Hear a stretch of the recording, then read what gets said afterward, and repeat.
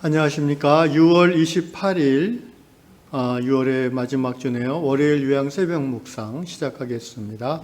기도합시다. 살아계신 하나님 아버지, 6월 첫 주 이 한 달을 우리에게 허락해 주시고 이제 벌써 6월의 마지막 주가 되었습니다. 주님, 지난 한 달을 돌아보면서 우리의 삶의 좌표가 하나님이 계획하시는 그 지점에 와 있는지를 돌아봅니다. 주여, 오늘 이 아침에 우리의 마음을 새롭게 하시사 하나님이 원하시는 그 시간과 그 공간의 좌표에 우리의 마음과 우리의 몸이 함께 가 있도록 인도하여 주시고, 또 새롭게 시작하는 이 7월 한 달에 하나님의 뜻을 온전히 이루어드리는 모든 유양의 백성들 되도록 인도하여 주시옵소서. 오늘 아침에 주시는 하나님의 말씀을 기대하며 또 하나님께 바쳐드리는 이 찬양이 하나님 앞에 향기로운 제물 되기를 원합니다. 감사하며 예수님의 이름으로 기도합나이다. 아멘.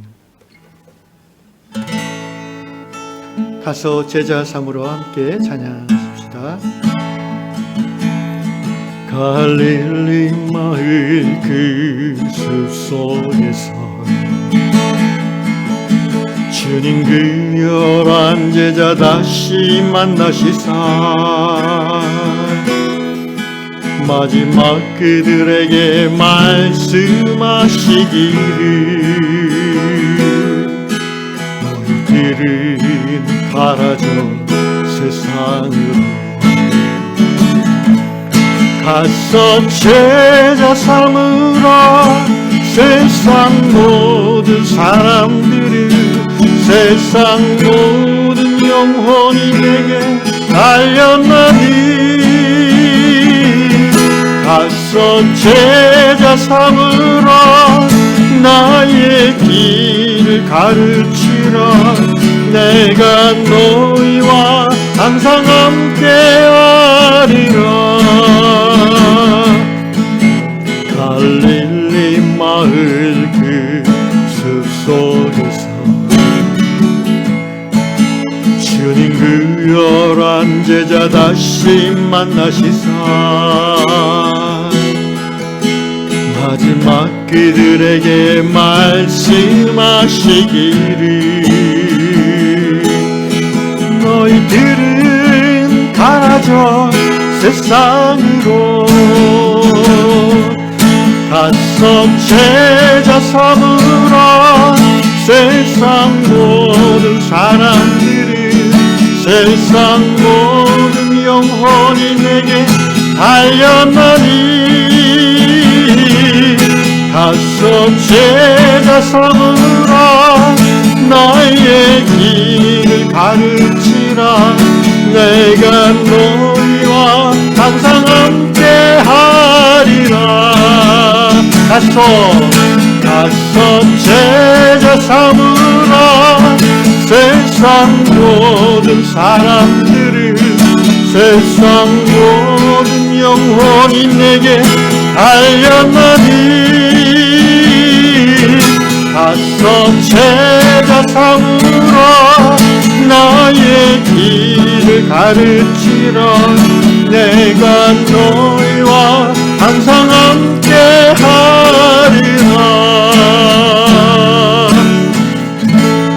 아멘. 예, 아멘. 그렇습니다. 주님 감사합니다. 오늘 하나님께서 주시는 말씀, 다락방 말씀 마태복음 28장입니다.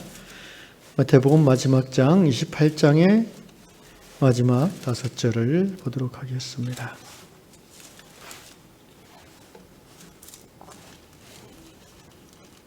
마태복음 28장 16절로 20절까지 읽겠습니다.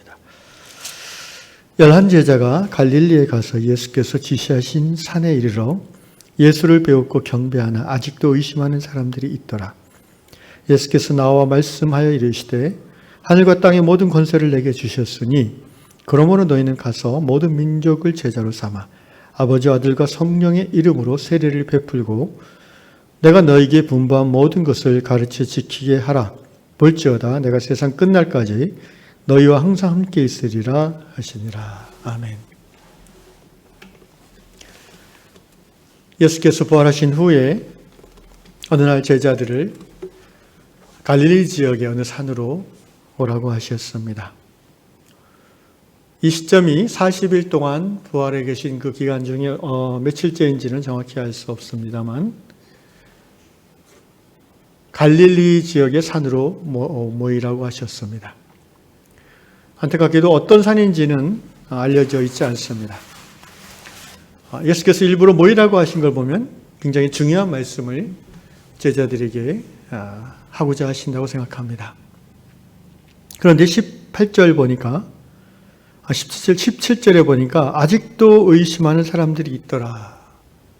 이제 가룟 유다는 자살해서 없어졌고 죽고 11명의 제자 예수님과 함께 3년여를 동고동락했던 그런 제자들인데 이제 부활하고 부활하신 예수를 보면서도 그 중에 여러 명이 아직도 예수를 의심했다고 합니다.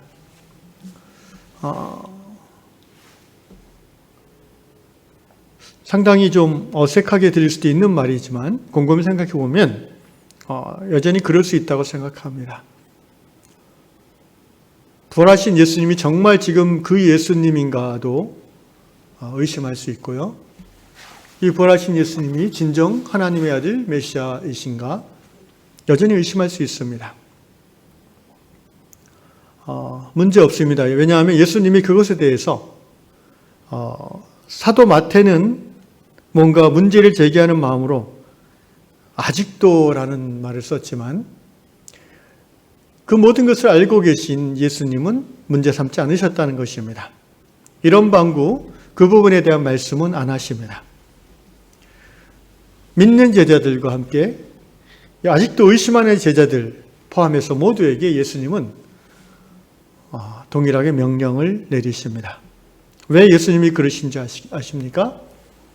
예수님은 조만간 이제 열흘 후에 당신이 승천하신 후에 열흘이 지나서 성령께서 이들에게 임하실 것을 알기 때문입니다.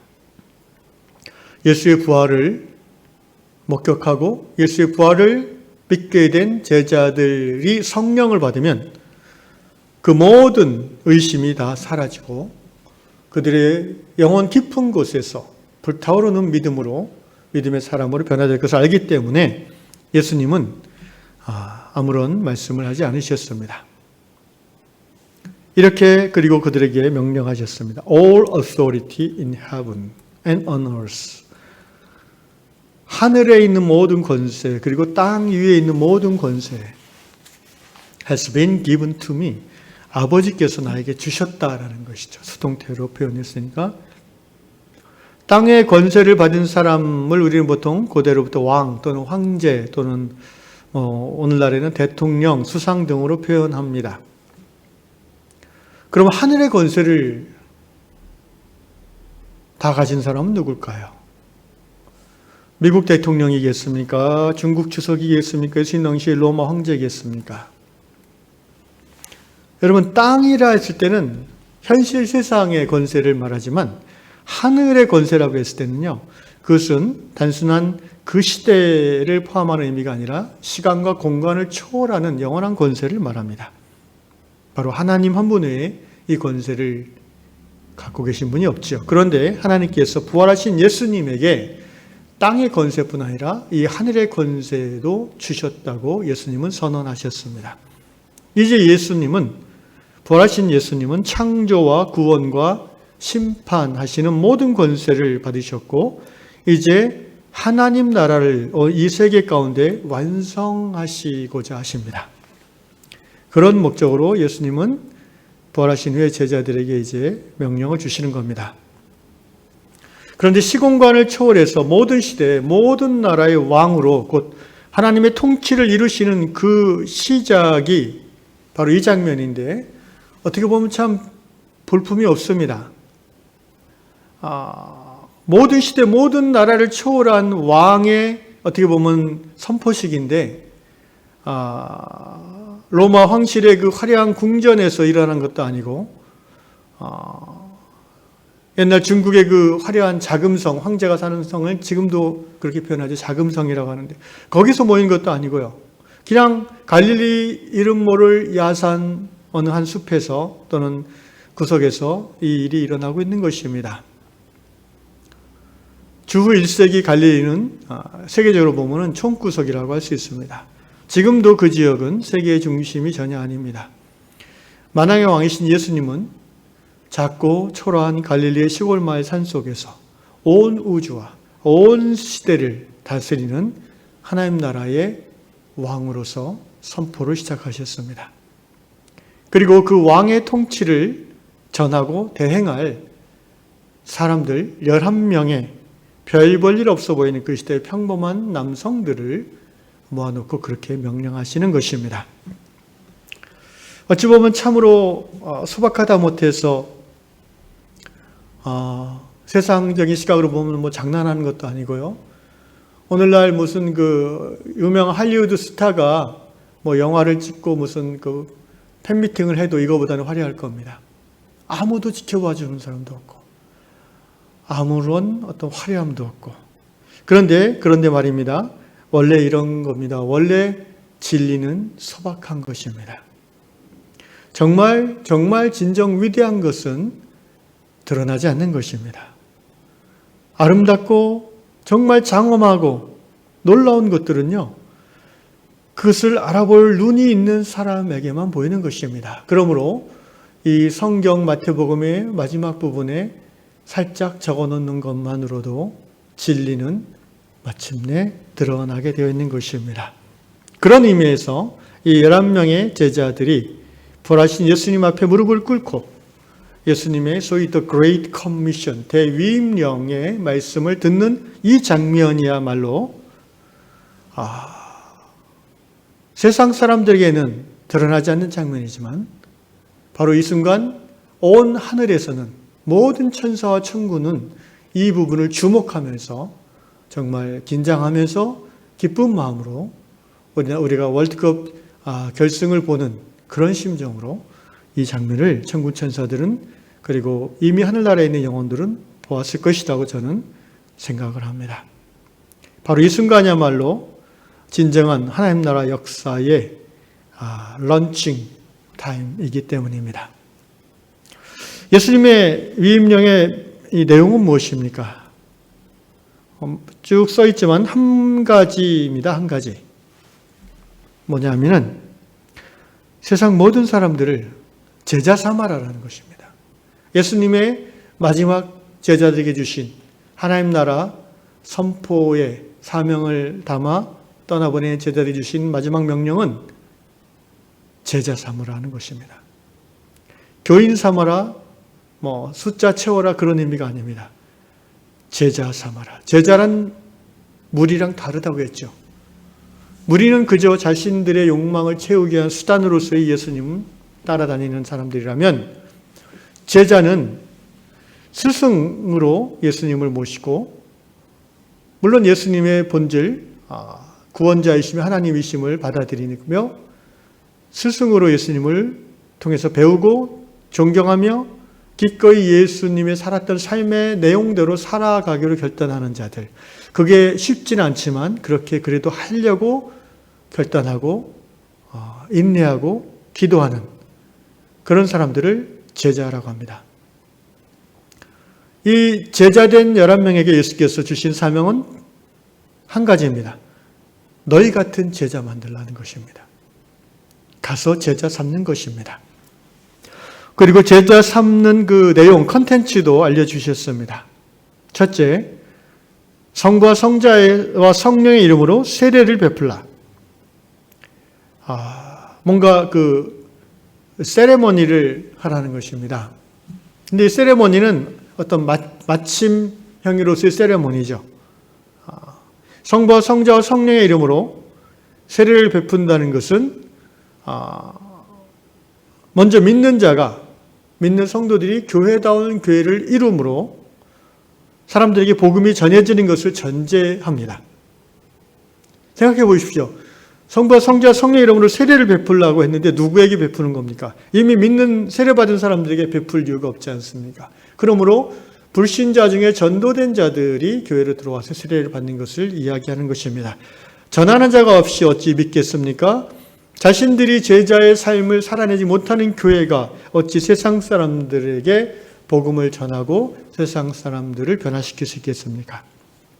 그러므로 세례를 베풀라는 이 말씀은 제자화의 이 첫 번째 내용은 그리스도의 몸된 교회다움 교회를 세워가는 것을 전제하는 것이며 그 교회다움의 열매로서 하나님 모르는 사람들에게 복음을 전하고 그들로 하여금 회심하도록 도우며 회심한 사람들을 성부와 성자와 성령의 이름으로 세례를 주라는 의미일 것입니다.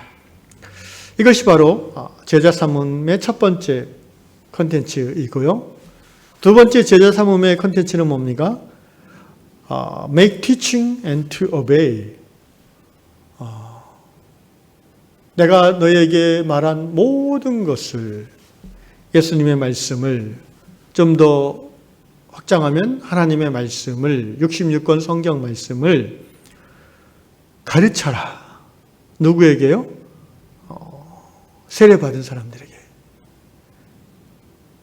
그리고 전하라는 것입니다.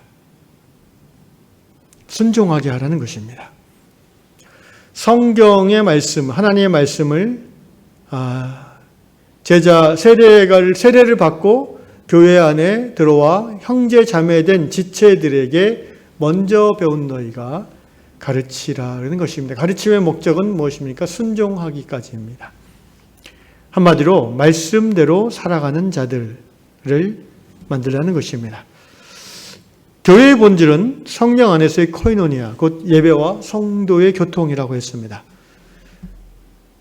교회의 사명은 무엇입니까? 교회의 사명은 가서 복음을 전하고 제자를 만드는 일인 바, 이 제자 삼음의 내용이 바로 세례를 주고 예수님의 말씀을 가르쳐 행하게 하는 것입니다. 교회가 제자 삼는 사명을 감당하는 것에 교회의 초점을 맞추고 그것을 향하여 온 힘을 다해 나아갈 때에 세상에서는 핍박이 있고 외로움이 있을 수밖에 없습니다. 세상은 예수님이 많이 말씀하셨지만 세상과 다른 것을 싫어합니다. 교회가 세상과 비슷하면 세상은 교회를 건드리지 않습니다. 그러나 교회가 세상의 삶의 방식을 거슬러서 살기 시작하면 교회는 핍박을 받게 됩니다. 초대교회는 그래서 핍박받는 교회였습니다. 그래서 예수께서 마지막 말씀을 하신 겁니다. 내가 세상 끝날까지 너희와 항상 함께 있으리라. 핍박을 받고 고난 가운데 주저앉아 힘들어하며 좌절할 것을 염려하신 나머지 예수께서는 끝날까지 너희와 항상 함께 하겠다. 교회와 함께 하시겠다고 약속해 주십니다. 오늘 우리 시대의 교회가 세상으로부터 어떤 핍박을 받고 있습니까? 북한에 있는 지하교회들은 핍박을 받습니다. 중국에 있는 지하교회 성도들도 불이익과 핍박을 받습니다. 이슬람권에서 숨어서 신앙생활하는 크리스찬들 핍박을 받습니다. 죽기도 합니다. 오늘 우리 대한민국 안에서 교회는 세상 가운데서 어떤 핍박을 받습니까? 글쎄요, 민주주의가 잘 발전된 대한민국이기 때문에 어떤 종교 탄압이라는 그런 오해를 받기를 항상 정부는 두려워하죠. 그래서 어떻게 보면 교회는 탄압보다는 혜택을 받는 경우도 많이 있는 것 같습니다만, 그러나 개인의 삶에서 봤을 때 자본주의 체제가 지배하고 있는, 만몬이 지배하고 있는 오늘 우리 시대 속에서 한 개인이 사업을 한다든지 장사를 한다든지 회사의 직원으로 있는다든지 하는 그 모든 삶의 정황 속에서 정말 세상을 거스르는 제자의 삶을 살 때에 반드시 핍박이 올 것입니다. 어려움이 올 것입니다. 그러나 예수님이 그와 함께 하시기에 그는 그 모든 핍박과 어려움 속에서도 타협하거나 물러서지 아니하고 하나님 주신 지혜와 능력과 또 성령의 기적으로 그 모든 반대하는 자들, 핍박하는 자들을 이겨내고 또는 포용하고 또는 변화시켜서 마침내 그 일터 현장의 중심까지 갈 수 있을 것입니다. 그것이 바로 제자이고 그것이 바로 예수와 함께하는 성령의 사람들의 삶의 모습인 것입니다. 바라기는 우리 위안교회 성도 모든 분들이 예수 믿고 제자됨으로 여러분의 삶의 현장에서 불이익을 당할 수 있기를 바랍니다. 신앙생활하면서 예수 제자처럼 살기 때문에 주위 사람들이 불편해할 수도 있고 또 실제적인 불이익을 당할 수도 있는데 여러분 만약 그런 일이 있다면 기뻐하고 즐거워하십시오. 하나님의 나라가 여러분의 것입니다. 그리고 우리 위안공동체가 그런 핍박당하는 제자됨의 삶을 살기 때문에 핍박받는 여러분에게 정말 피난처가 되어질 수 있을 것입니다. 바라기는 우리 위안교회의 모든 성도들이 예수님의 제자됨의 삶을 먼저 실천함으로 주위에 예수님을 알지 못하는 사람들을 또한 제자화하고 교회로 들어오게 해서 세례를 베풀고 또 말씀을 가르쳐 지키게 하는 이 모든 일들이 진정 기쁨으로 이루어지는, 그래서 하나님을 기쁘시게 하는 위안교회가 되어지기를 예수 그리스도 이름으로 축원합니다. 기도하겠습니다. 주님, 그렇습니다. 예수께서 정말 그 갈릴리 산의 한 구석에서 11명의 제자들에게 당부하신 이 말씀, 세상은 전혀 알지 못했지만 하늘나라 모든 천군과 천사들과 하늘나라 우리 믿음의 선조들은 귀를 쫑긋 세우고 눈을 똑바로 뜨고 그 장면을 지켜봤을 것으로 합니다. 그 예수님께서 하신 마지막 대위임령, 가서 제자 삼으라. 지난 2000년 교회 역사 속에서 이 예수님이 주신 사명을 믿음으로 감당하는 교회들은, 성도들은 진정 하나님 나라의 위대한 별들이 되었고 또 세상 가운데서 하나님 나라를 확장하는 하나님의 군사들로 살았던 것을 고백합니다. 오늘 21세기 대한민국 사회에서 하나님의 나라, 예수의 제자됨의 삶을 살기에 조금씩 핍박을 받고 어려움을 당하는 성도들이 있습니다. 주님, 우리 위안공동체가 그러한 성도들이 많아지기를 원합니다. 그래서 진정 세상과 타협하지 아니하고 세상을 거슬러 살아감으로 말미암아 세상 사람들에게 우리 안에 있는 하나님 예수 그리스도를 드러내고 삶으로 복음을 전하며 그들을 교회로 데리고 와서 성부와 성자와 성령으로 세례를 베풀며 양육할 수 있는 진정 예수 그리스도의 제자들의 모임이 되는 위안교회가 될 수 있기까지 성령이여 이 공동체를 붙잡아 주시옵소서. 오늘 아침에도 내가 예수를 믿음으로 제자됨의 삶을 살아감으로 어떤 불이익을 받을 수 있을 건지를 하나님 앞에 기도하고 그것들을 믿음으로 이겨내며 오히려 그 불이익을 통해서 내 안에 있는 예수를 드러내고자 하는 그런 믿음의 결단이 있도록 성령이여 인도하여 주시옵소서. 예수님의 이름으로 감사하며 기도하옵나이다. 아멘. 하늘에 계신 우리 아버지, 아버지의 이름을 거룩하게 하시며 아버지의 나라가 오게 하시며 아버지의 뜻이 하늘에서와 같이 땅에서도 이루어지게 하소서. 오늘 우리에게 일용할 양식을 주시고 우리가 우리에게 잘못한 사람 용서해 준 것 같이 우리 죄를 용서해 주시고 우리를 시험에 빠지지 않게 하시고 악에서 구하소서. 나라와 권능과 영광이 영원히 아버지의 것입니다. 아멘.